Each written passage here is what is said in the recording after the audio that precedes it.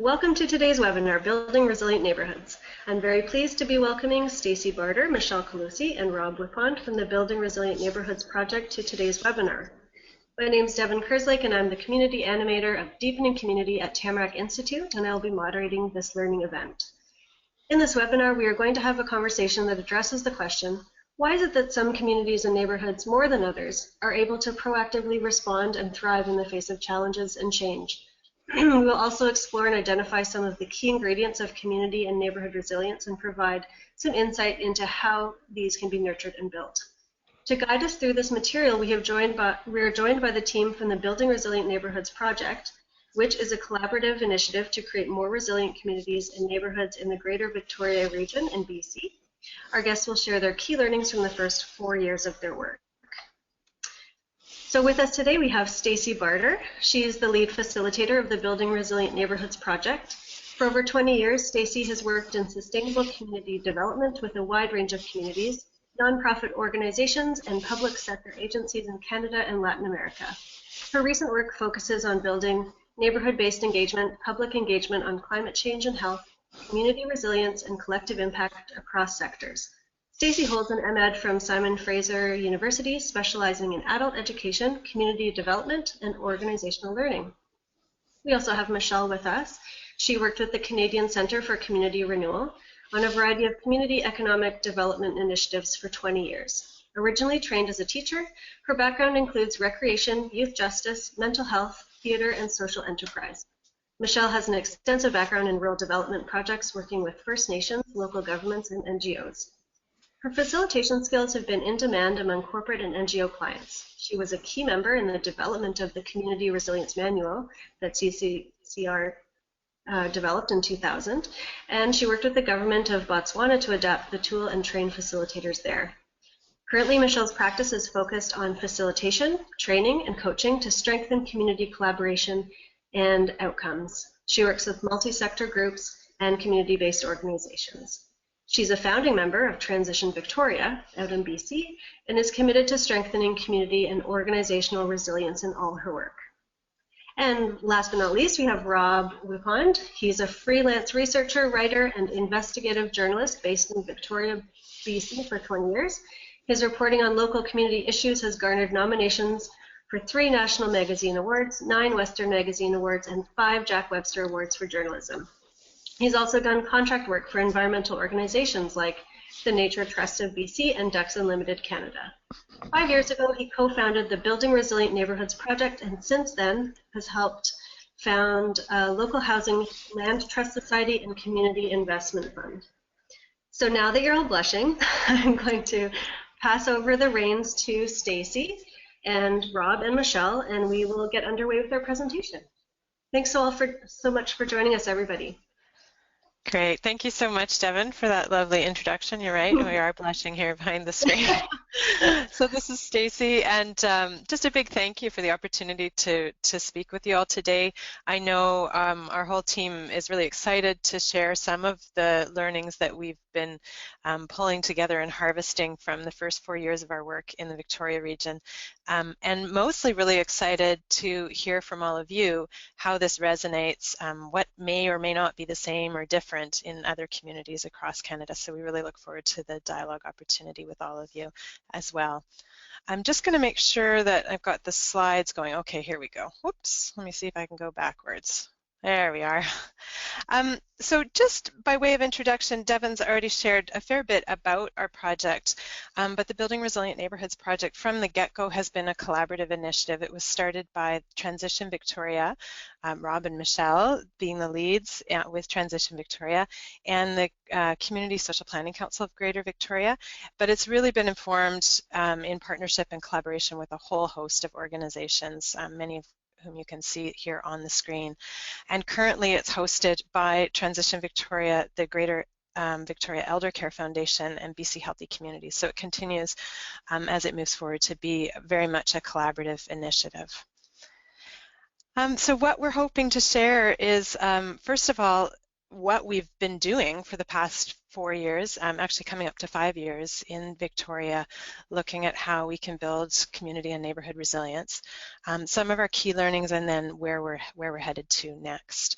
And we'll be sort of bouncing back and forth between myself, Michelle, and Rob. And again, really look forward to your questions and our conversation about what we're sharing. So I'm going to turn it over to Michelle to start us off with a little bit of a background about our approach to community and neighborhood resilience, the framework that's really informed our work, and really what we've been experimenting with and testing here in the region. So Michelle, over to you, and you can let me know when to advance the slides for you. Thanks so much, Stacie, and again, welcome everybody. We're very excited to be here today to share some of our thoughts and our experience in this particular approach in Victoria. You can change slides, Stacie. So my piece is very quickly just to kind of set the background around how we think about resilience. And so we view resilience as one lens. We're all familiar with multiple lenses that we bring to our work in communities, from age-friendly to sustainability.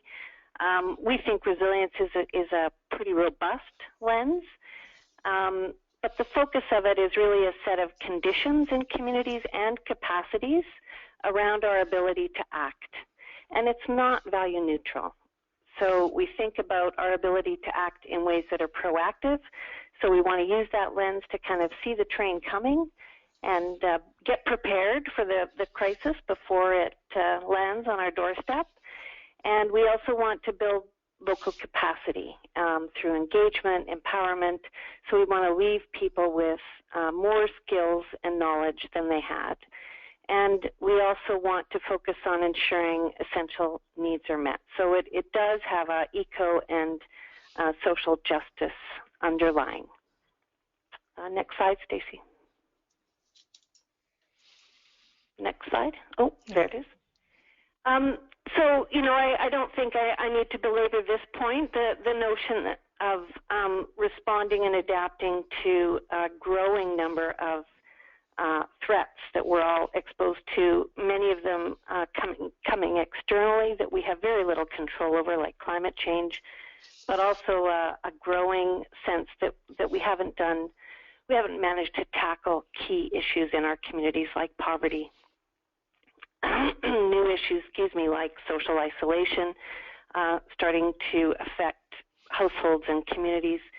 So how do we, in fact, respond and adapt to change, given that the challenges seem to be increasing more and more on a regular basis? Next slide. We opted for a neighborhood focus in part through Rob and I, our experience with Transition Victoria, trying to tackle the whole Capital Regional District, 7 different municipalities at the beginning, and realizing that you really do need to zero in, that all of this work, as I'm sure you all know, is relationship-based. So we really need to start with that attachment to place. So gathering people in a neighborhood where they already have that sense of attachment to place gives us a head start on building relationships and strengthening social capital and connections.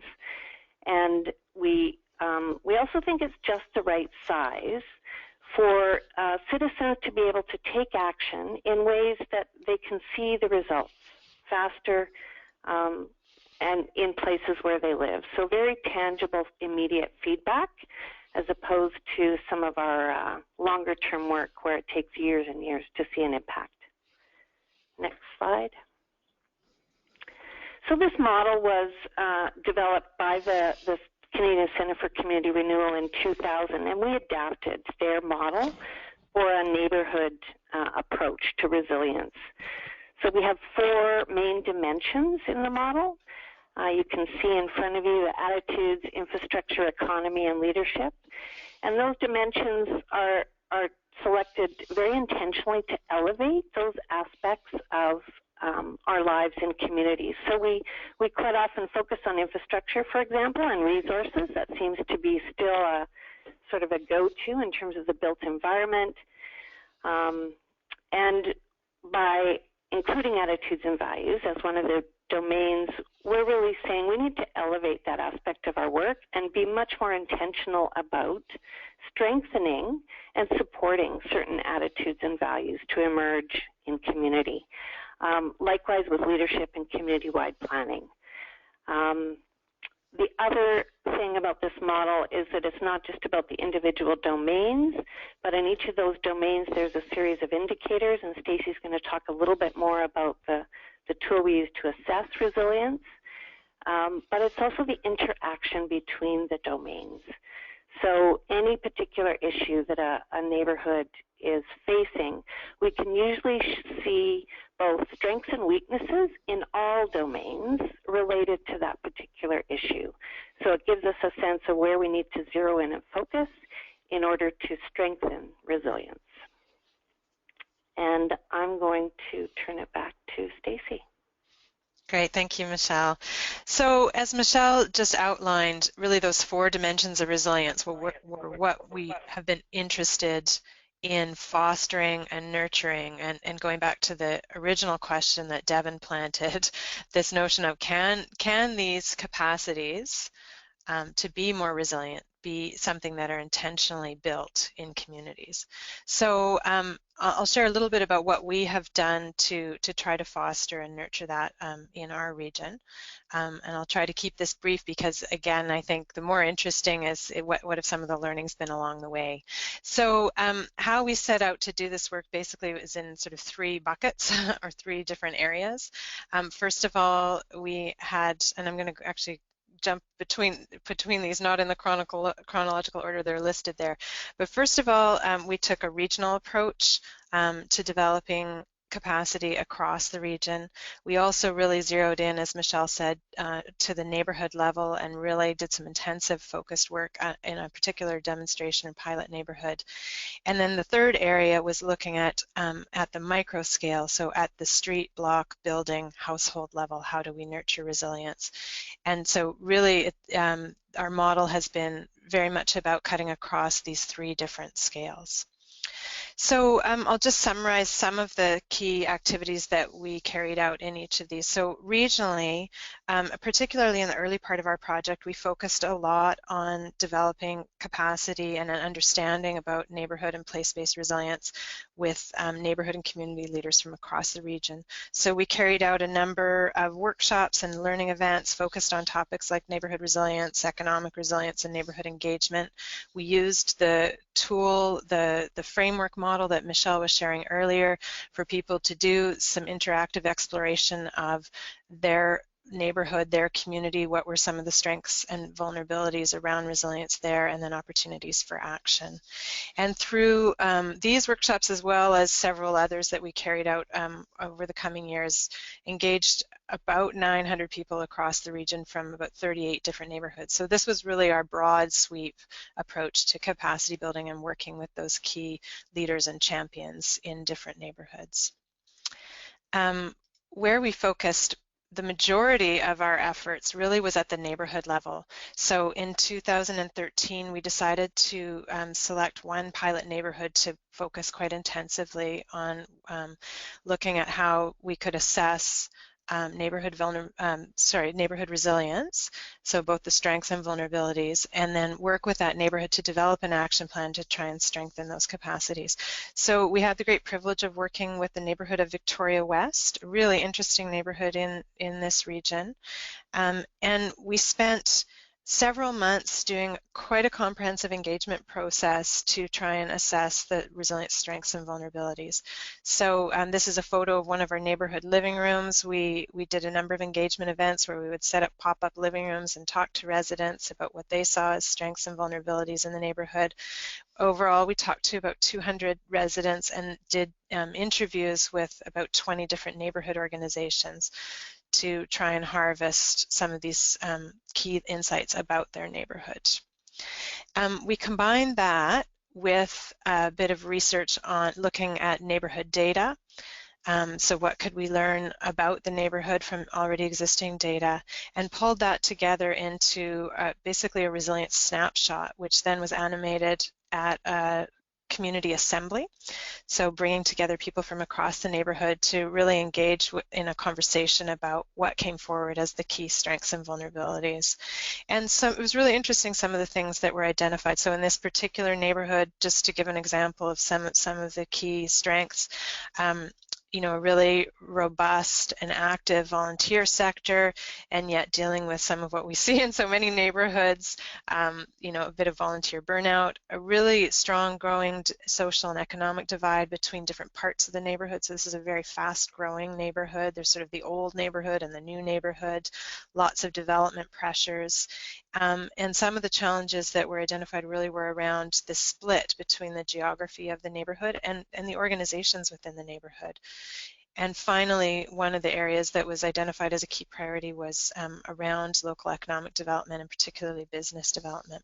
So coming out of this assembly, we formed a resource table of leaders from different groups and organizations in the neighborhood that wanted to develop a bit of an action plan to try and address some of these issues. So this was a cross-sectoral table representing quite a wide range of different interests in the neighborhood, so from faith-based organizations to the school to land developers to different cultural organizations.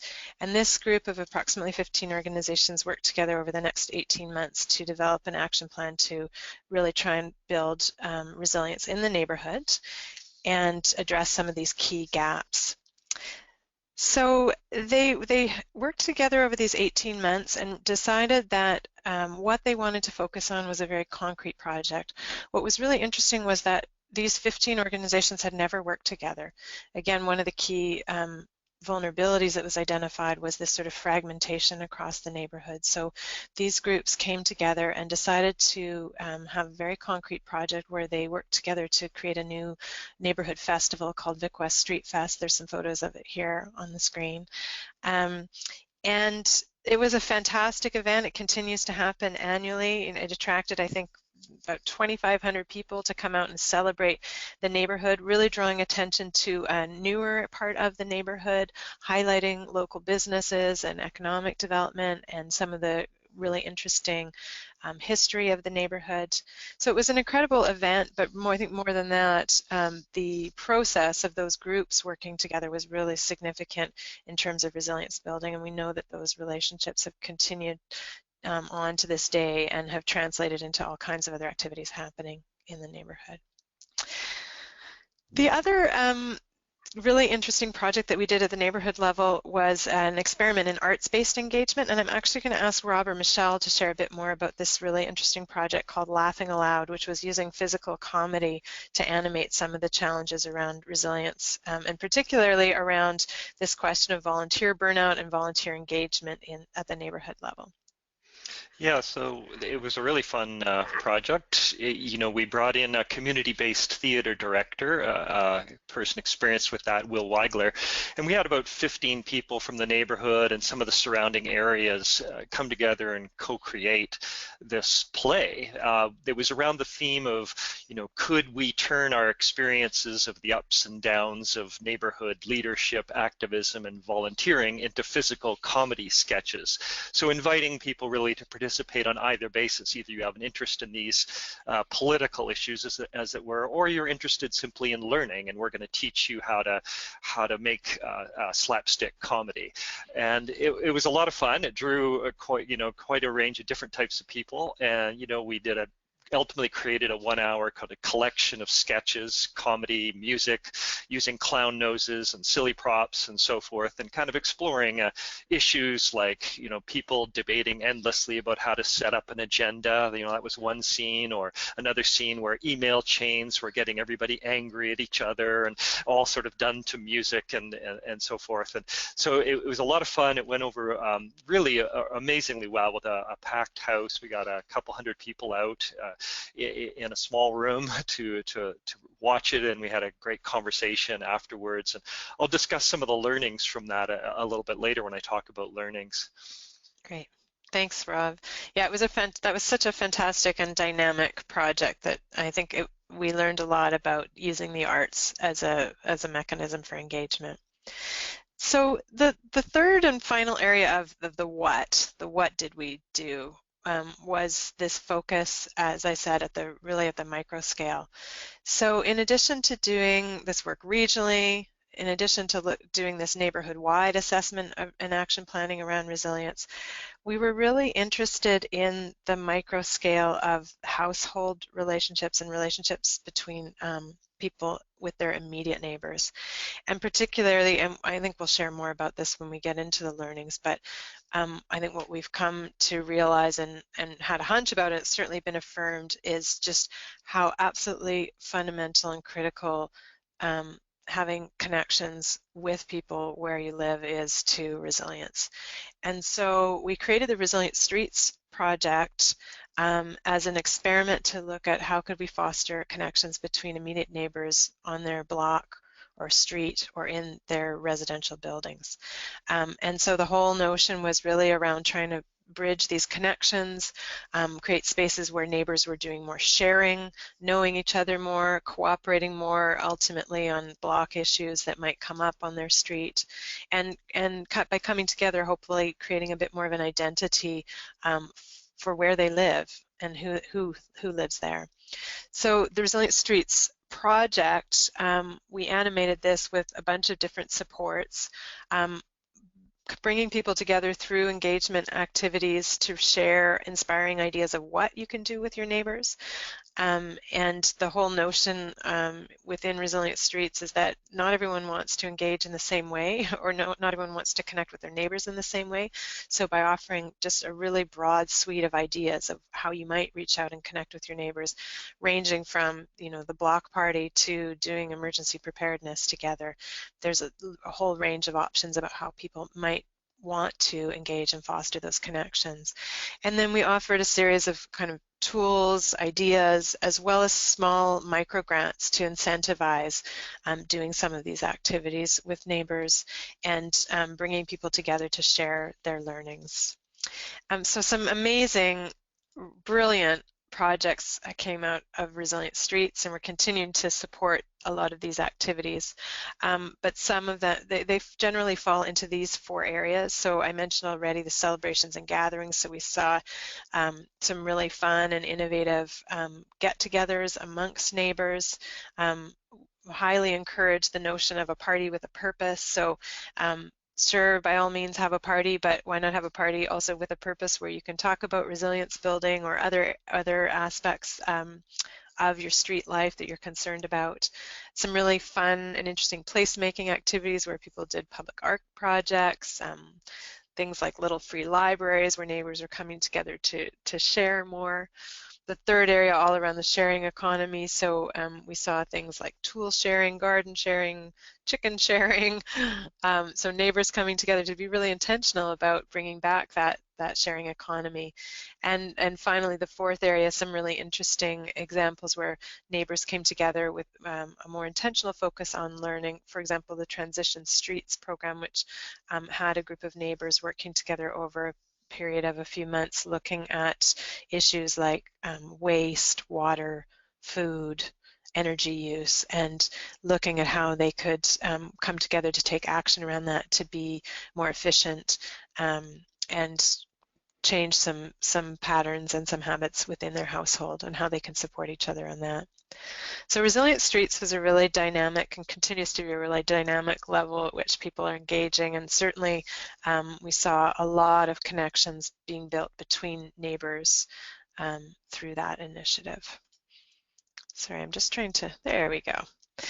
So enough about the what we did. I think the more interesting conversation, and again, we're looking forward to opening this up with you, is a little bit about what we've learned. So I'll turn it over to Rob to share some of those highlights. Yeah, thank you. Hi, yes, so I'm back again, Rob Whitepond here. Yeah, I get the fun part, talking about what we learned. So next slide.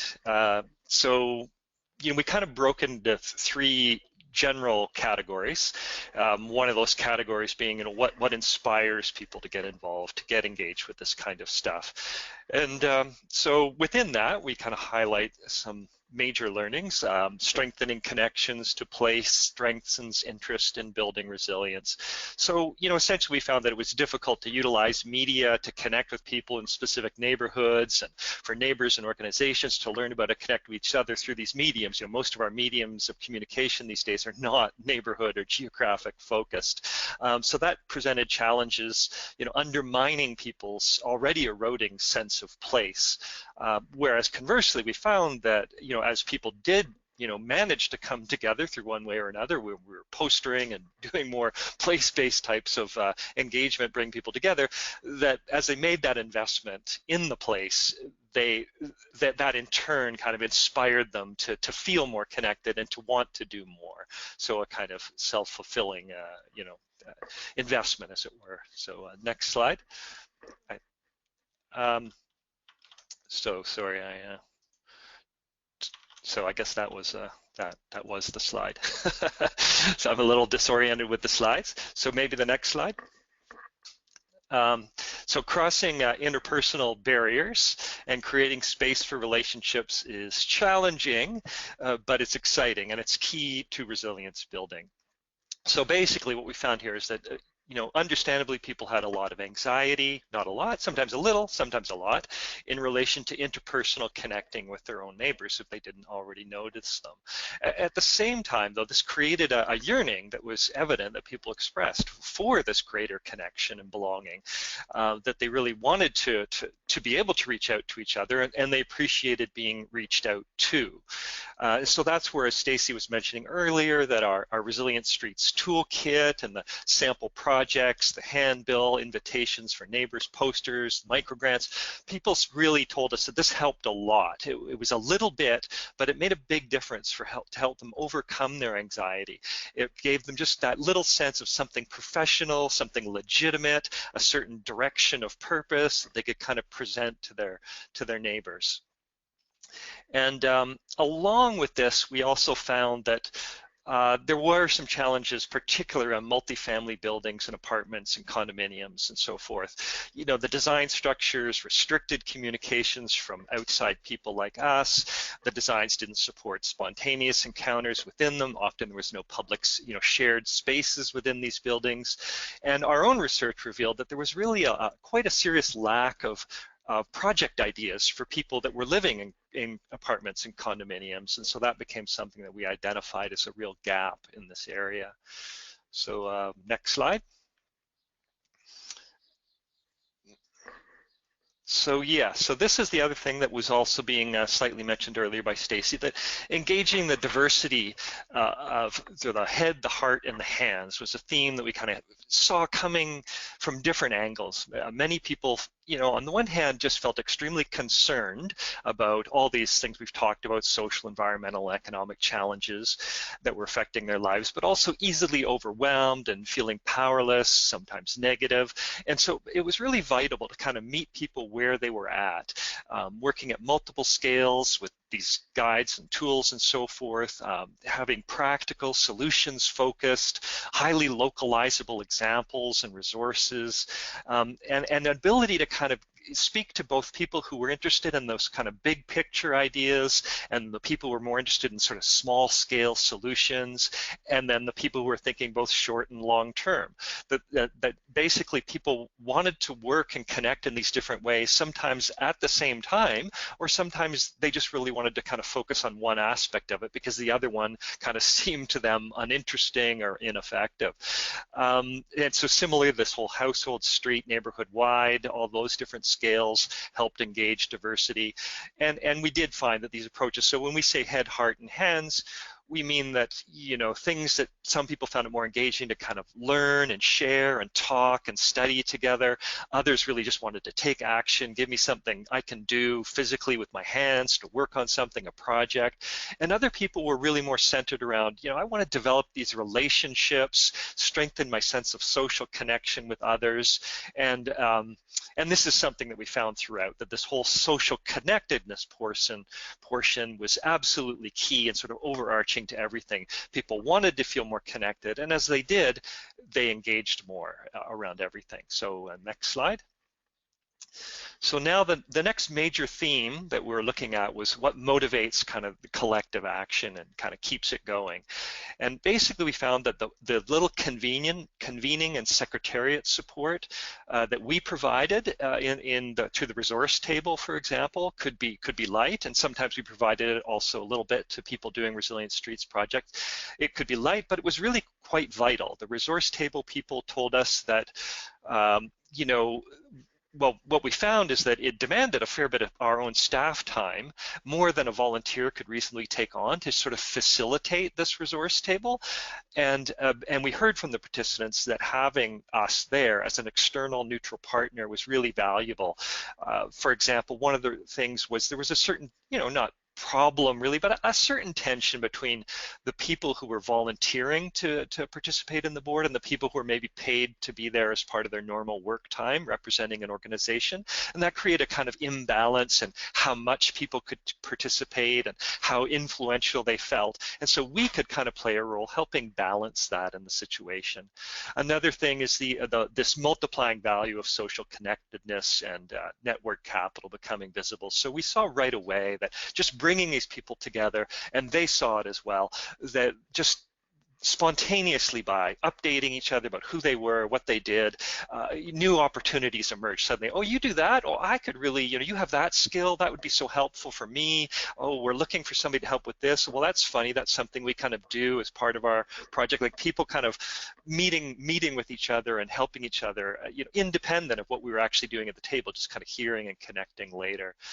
And then we've talked a little about this creative and artistic approaches with the Laughing Aloud program, and really the issue there for I think us was seeing that energy of it, the energy of relief, that people were finding these new and creative ways to talk about problems in the neighborhood, problems with working with each other, and it was just kind of a fun and different way to kind of engage with that sort of stuff. And then finally, this sort of theme of learning, the way ongoing learning contributes really in very important ways, that it just kind of opening people's minds when they were thinking about, yeah, let's discover, let's learn, let's experiment together. When they had that attitude, when they came with that attitude, it was so much easier to kind of grapple with things and more fun and creative to work together. Next slide. So these were kind of two bigger themes, again, overarching, somewhat related to this sort of organizational level, that working comprehensively, multiple scales and across sectors is key. And what we found is there is a problem or a conundrum here, in that these days, many sectors that are important for resilience are not actually represented in a typical neighborhood.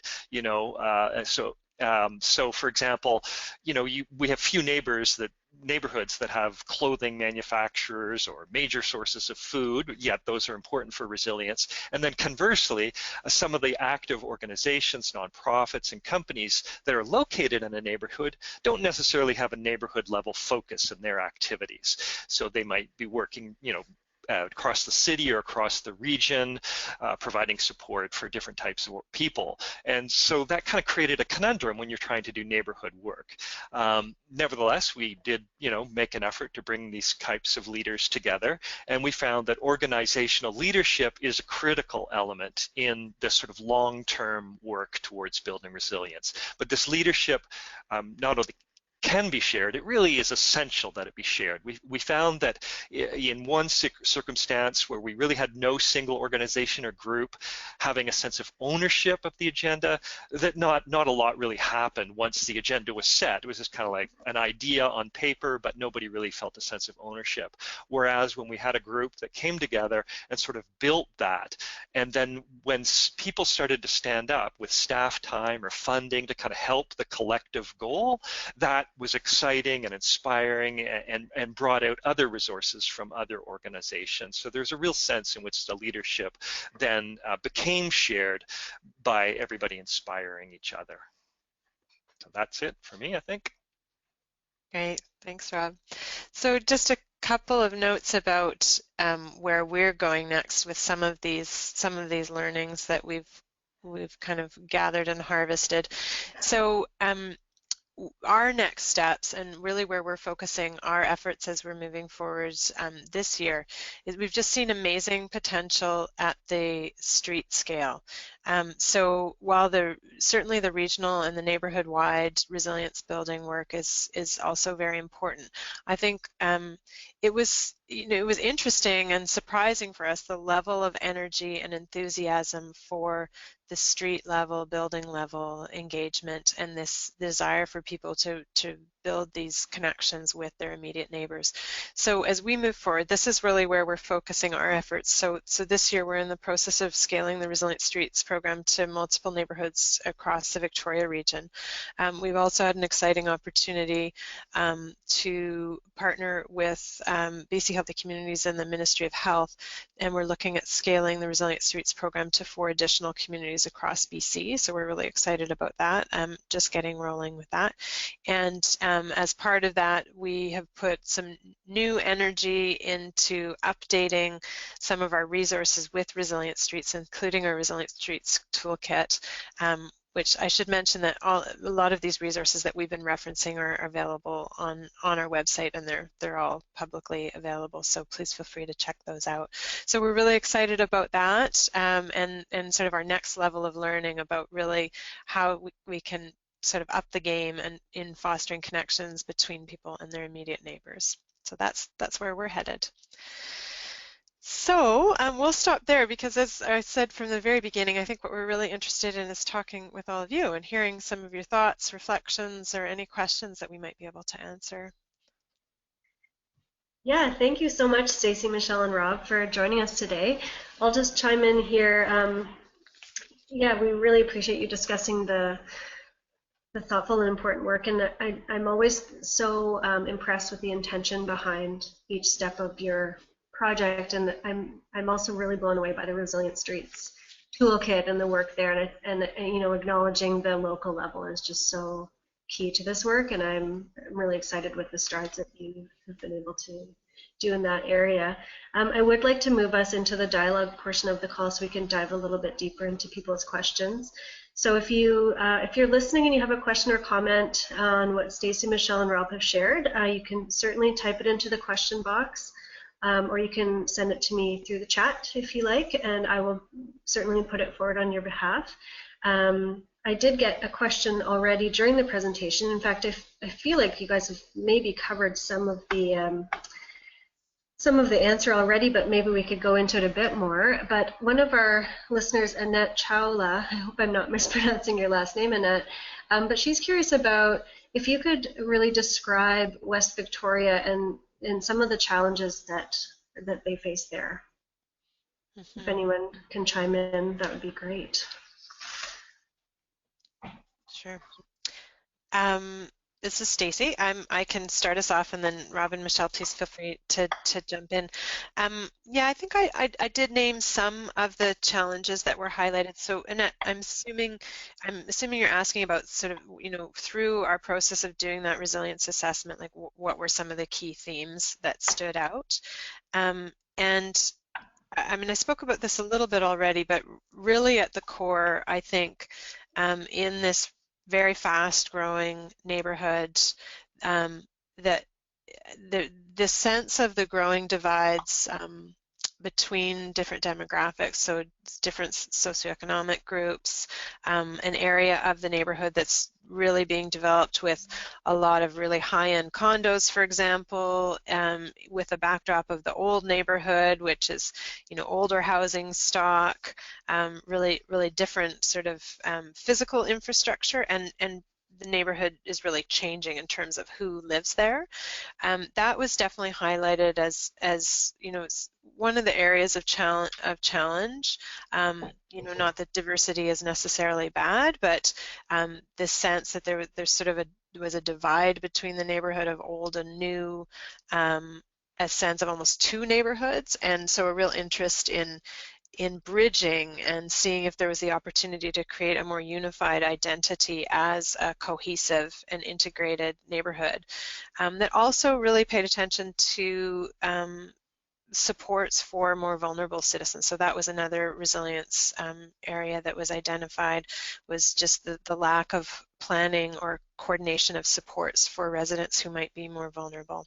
So those are some examples. I mean, I could go on because there were many, but that sense of trying to link up across the neighborhood for more unified action across the different geographies within the neighborhood was really a key and central part of the work that the Resilient Neighborhoods resource table was digging into. That's great. Actually, Annette just sent us a message to say thank you. So it sounds like you've addressed it really nicely, Stacey. Great. Michelle or Rob, if you wanted to chime in, by all means. I do have some other questions waiting as well. Well, let's go to the questions, and I did have another comment, but I can certainly hold it. Okay. So this question's from Patrick Firth. He's just thanks us for the talk, and he's interested in hearing more about how local and in brackets municipal politicians and city administration were part of Building Resilient Neighborhoods efforts, or if they were, and would there be an ideal role for them? And the silence. Yeah. Yeah, no. I'll jump into that. This is Michelle. The neighborhood focus, as you can imagine, and Rob spoke to this in his presentation, is tricky because quite often there are institutions, governments, organizations that have a mandate or a role to play in a neighborhood but are not present in the neighborhood. So certainly if we talk about local government, you know, in Vic West, we didn't have huge engagement of local government, but there was a liaison identified for the neighborhood on the Council of Victoria. And, you know, one of the things we assessed when we first went into the neighborhood were the connections externally. So to what extent does the neighborhood have relationships and leverage resources, knowledge and or cash from outside of the neighborhood? And that was certainly one of the areas where we saw some potential to strengthen relationships. And I think through the resource table, there was a little bit of that went on. Mm-hmm. Maybe I'll just add, this is Stacie here. Moving forward, the local government is very much involved in our efforts around resilient streets. So as we are looking to scale the Resilient Streets initiative across the region, we have formed a leadership table of different organizations coming from very different lenses that all have an interest in building connections between immediate neighbors, and some of the key partners around that table are our municipal partners. So the Township of Esquimalt and the City of Victoria in particular are very actively engaged, and so what we're all looking at is how can we basically link up the different resources that are available to support social connectedness. So some municipalities, for example, have neighborhood programs where they're offering small grants to neighbors to do initiatives. So looking at how can we leverage that and make sure that we're pointing residents to those opportunities as they exist. So municipal partners are really key in that work moving forward. And certainly in some of our side work that we did with the Township of Esquimalt, they were a really key partner as well in looking at resilience within the community. And I know we've had some interesting conversations with some municipalities about building resilience as a lens into some municipal planning processes. So I think there's a lot of opportunity within that that could be further explored. And I'll just add as well that one of the interesting tensions there for me is this idea that, for example, with the Township of Esquimalt, and I think lots of local governments, there is a desire to encourage citizen engagement and leadership, and a lack of capacity to do it. So they're kind of stuck. So they want citizens to step in and take charge and to, you know, deliver programs and services and be actively engaged, but they're not quite sure how to support that. Throwing money at it through grants is not always the way, as we know. So that's an interesting tension that I think exists, and, you know, for example, in places like Esquimalt, they're kind of actively engaged with that tension. I don't know that they have any brilliant answers to it yet, but it's something that we're certainly watching. Interesting. And Patrick sent us another message just to thank you for the answers, but just wanted to let us know too that this is something that they're working on in Windsor, Ontario, and they are seeing some headway with it, hopefully. They've seen some great examples of municipal champions involved in Hamilton, in Toronto, Ontario as well.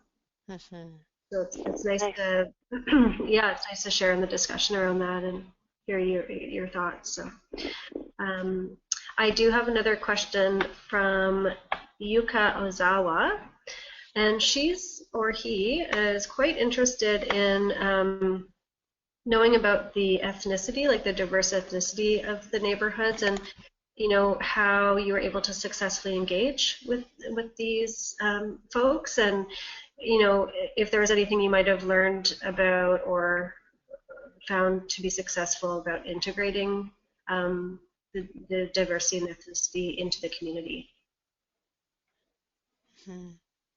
I guess specifically with with a nod towards your projects and engagement that way.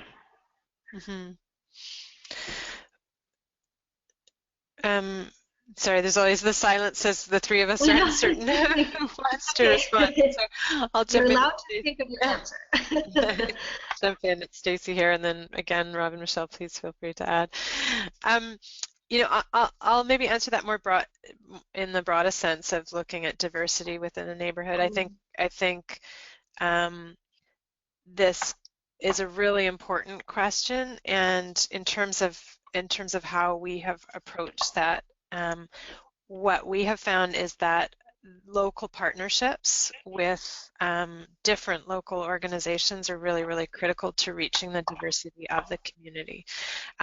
And so different groups, not necessarily even formal organizations that have those networks to the different sort of subgroups or subpopulations within a community, it's absolutely critical to do that outreach and to make those connections. And so, us working on our own, that's very difficult to do. So throughout our work, that's been a priority, and I think continues to be as we move forward with this next phase of Resilient Streets work in particular. Is looking at how can we bridge relationships with organizations and groups that have that can reach the full diversity of the neighborhood and the community. Yeah, I'll just add that Rob talked about laughing aloud, the slapstick comedy we did on neighborhood engagement. One of the themes that came out in the community, the dialogue with the audience that we had after that show, was this notion of strengthening our shared experience of challenges. And we seem to, we all experience frustration and lacks and challenges reaching out and engaging based on age, based on income, based on newcomers to the neighborhood versus old-timers in the neighborhood, based on the condos versus the houses. I mean, there's multiple levels at which people see difference in each other, and sometimes resentments and things build up there, and there are walls created. So there is something about this notion of meeting people where they are and supporting people to get past the blame somehow, to build this notion of a shared experience of the diversity. And what is that about? So how do we, by staying open and encouraging people to engage in a whole host of different ways, I think that broad approach to diversity that and engagement that Stacie talked about really is part of the answer. And I think more and more, as we all know, based on what's going on to the north of us or the south of us, it becomes more and more important for us to take those kinds of approaches in our community around culture, but also around all these other areas of difference that can so easily be exasperated and seem larger than they have to be. Yeah, and I really loved, I love that slide and about the laughing aloud approach and that kind of involving the arts and engagement. And I feel like it's so unifying to use humor and the arts to break down a lot of barriers, the cultural barriers specifically, so people really feel involved and united. So it's exciting to me to see that more and more initiatives are using that approach and involving the arts. And I'll just add to that, if anyone's interested, we have created an entire how-to guide for creating comedy, slapstick comedy to build neighborhood resilience. So yes, is that in the toolkit? Yeah, it's online. No, it's online. It's its own little. It's a major document. Actually, it's a pretty substantive piece of writing where we kind of try to give people great lots of instructions on how to do it. Will and Michelle and I wrote it together after the project, so it's online as well as all the videos from the show. So if you want to actually see the show we created, you can see that on our website, and also a Laughing Aloud how-to toolkit.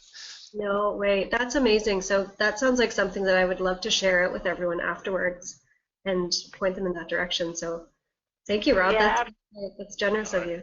Yes, oh, and also we did have our first learning report was directed at lessons for local governments too. So the people that were interested in that part of it might want to go back to that early report. I haven't read it lately to know how great it is, but it might have something useful in it for people interested in that theme. Oh, absolutely.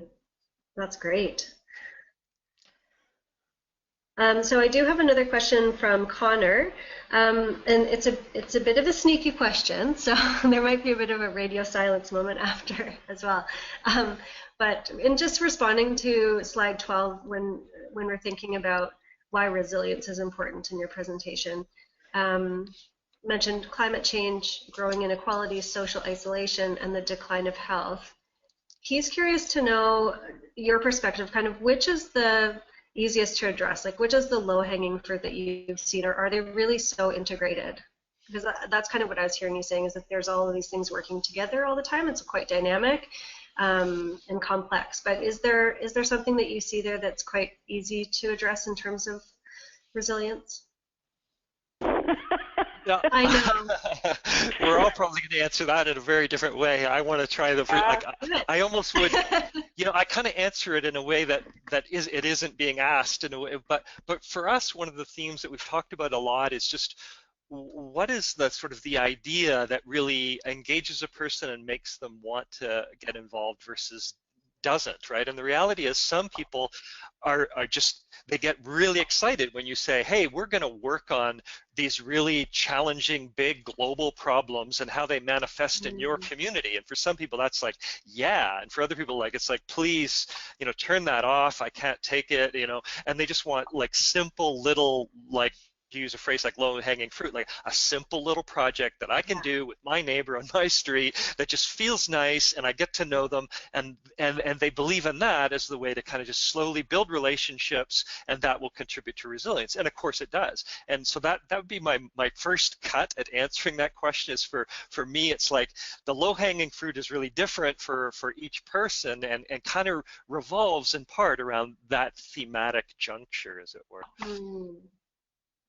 And that was exactly my answer, that the low-hanging fruit is meeting people where they're at and having the diversity of entry points for people so that they can step into resilience by picking some apples and baking a pie, for example.